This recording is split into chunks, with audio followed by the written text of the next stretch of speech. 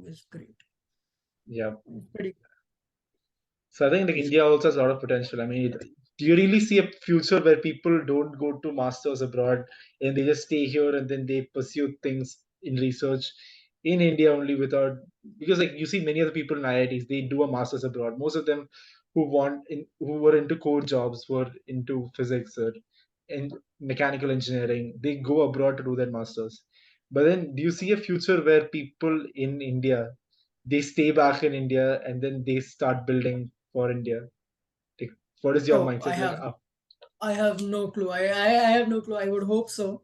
But again, I am not even qualified to think about such stuff. Yeah. But I certainly hope that, people can start doing that. But of course, people would prefer a master's to the US first and foremost because, again, quality of life is better, sadly. The dollar is stronger than INR, whatever, stuff like that. Yeah. So, yeah. But ultimately, if enough, like even a lot of the other universities become better, you can have a lot better output overall. Because if you see right now, a lot of the research in IITs is driven by the PhD students at IITs, and those aren't for undergrads in IITs. Undergrads in IITs almost never go for PhDs in IITs. Yeah, that's And true. first and foremost is the conceptual thing. It's like, you think a PhD at IIT is not great, your peers are not great. That is there to a certain extent, but the money thing, there's a lot of complicated stuff, but hopefully it'll become better. I hope. Yeah. So do you ever think of coming back to India and having your own company, or like, what is your plans for the future? So I definitely don't want to join industry right now. I mean, I'm not sure. I just started, but I love academia so far. I mean, I'm very fascinated by the idea of being a professor, doing research. Wow.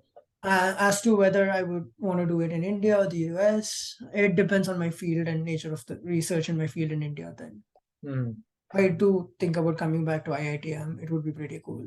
Like, Yeah, we are amazing. back. We are back. Yeah, you're back. Hey. Yeah, a lot of the professors from IITMs, I mean, almost all of them, I think, in physics at least, have PhDs from US universities come back and work. So I worked with this really awesome professor called Lakshmi Narayan. He's the HOD of the physics department. So he was really cool. He did undergrad from IITM. He did his PhD in the US, one postdoc somewhere in Germany or something, and then came back to Ahmedabad. Then basically just set up base in IITM. He's like, I'm not leaving from here for this. I'm working here. Yeah. Yeah.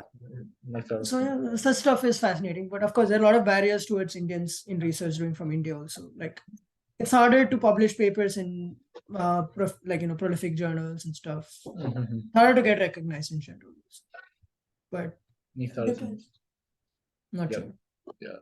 So let's talk about the cost of going to the US. I mean, like, how much it costs for your PhD? I mean, PhD, I think you get paid. What do you get? So since I'm doing a PhD, my tuition is fully covered. Like, I don't have to pay a dime, and I get a such stipend per year. It comes to around 36,000 a year USD. Okay, then that's like what, around. It covers living expenses, and you can save some money also. You can save around $500,000 per month. Wow, that's pretty cool, man. I mean, like, that's $50,000 is like 1 crore. That's like what, 30 lakhs approximately. No, bad enough. I have no idea what numbers. Well, you'll save around effectively INR 80K, 1 lakh per month. And of course, you're spending in USD also, so it doesn't really count as INR. But yeah, you'll save around 1K a month in most universities, I think. 1K a month. I mean, that's. And stuff, you'll save a lot less. I think my friends in Californian universities are saving like 400, 600K. I mean, $400 to $600 a month. What? Okay, $400, $600. That's a 400, 600K they're saving. Like what? Dollars per month. But yeah, it depends on the place also. But you'll end up saving. Like, it's enough to cover living expenses. Okay, got it. Yeah. And so do you have any idea about how much it costs for doing a master's abroad? I mean, like, your PhD is covered, but then what about master's? Tuition is very expensive. Like, it varies from place to place, but it's very expensive. Like, yeah, it burns a hole in people's pockets. Like, after masters, you have to work here. Otherwise, it doesn't really cover the cost of living unless you're, I don't know. It's difficult to pay it back once you start earning in INR. Yep. But it is manageable. But if you want to earn in INR eventually, it's harder. But yeah, and then cost of living is also there. Rent Mm. will come out to be a hefty sum. Yeah, I'm not really sure how the exact numbers are, but it's expensive. Varies from university to university, of course. Damn. So yeah, that's makes a lot of sense, man. I mean, it's yeah. Anything else you want to add? Like anything else you want to talk to the students? I mean, who are preparing for masters or like, preparing for a PhD, or people who are interested in physics or engineering. What do you want to Uh, tell them? Apply for a PhD. Let's Yeah. go. More To research, more do more research. Let's go. research. Yeah. Yeah, Yeah. I would always encourage people to apply for PhDs and do research. Yeah. I think it's amazing how much you can do, like how much additional knowledge you can create and stuff. It's very Mhm. fascinating and nice. And you get paid like doing it also, which is Damn. pretty good. Yeah. Yeah, and it's good. I mean, you don't earn as much as people going for jobs here or whatever, but it's fun. If you like doing research, go for it. If you like working out stuff, if you like reading papers, go for it. And don't worry ki you don't know enough, you feel inferior if you are not from an established university, whatever. Nothing matters if you set your mind to it. Just work harder, work hard enough, you can achieve it. There Damn, are man. harder barriers if you're like, it'll be harder for certain sections of society and stuff. But yeah, I would say never give up. You can do it. Yay. Let's go. Thank you so much, Rohan. Thank you for coming on. I mean, I think it's like 12 o'clock over there. I mean, you're still up. I Yeah, mean, yeah, it's it's fine. Okay. thanks a lot, Thank man. you. Let me Thank you. just Thank you. wait. Let me just stop recording. Wait. Okay, Yeah, wait. yeah, Yeah, stop recording. yeah, wait. Okay, man. So, how do you bond with different people in the US? I mean, people from different cultures and different ethnicities. How do you get along with them? Because like in India, you just meet other people who are. You don't find a lot of foreign students in India, but when you go Differences, abroad, yeah, true. So I had actually met a couple of Northwestern students before coming here.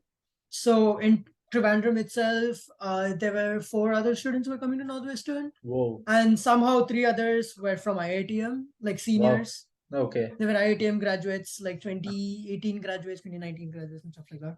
So I Mhm. met them. We talked a lot, and when we Mm. came here, I had that group, like a small group already ready. Mm. And one of my seniors from IITM also came, like immediate seniors also came. So we Mm. got him along. Then he Mm. introduced us to some other people and just introduced a lot of people and talked to them. Yeah. So right now my social group is mainly Indian or and South Asian. Like there's a friend from Bangladesh, another from Sri Lanka.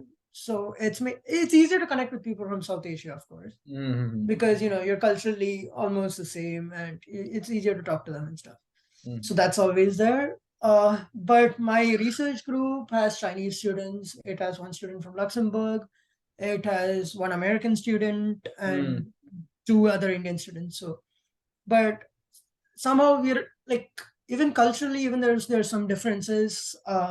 Again, we are all like research people, physics research people, so we have a lot of common stuff. Mm. We like video games, we like Mm. a lot of common things are there, so we end up talking. And I think it's easier for us to integrate as compared to, say, Chinese people, because Mm. we watch a lot of American shows and stuff initially Mhm. itself, so Yeah. we get a lot of the references. Yeah. It's not that difficult, especially if you listen to American music. I think like English music, pop music, whatever. A Yeah. lot of people do talk about that. So I mean, I find it harder because I don't listen to English music, so it's hard. Mhm. But yeah, otherwise it's fine. It's not too bad, I would say. But the culture, again, if you're a party person, if you go to bars, I think that's pretty common among the American people here. Yeah. They go to bars and stuff and party. I can't do that, but if you Yeah. can, you'll find it a lot more easier. A lot Oh, easier. no. Nice. Yeah. I mean, so yeah, I mean, if you're generally social in a social person, I Yeah, think it's you'll easy. get. It's not that difficult.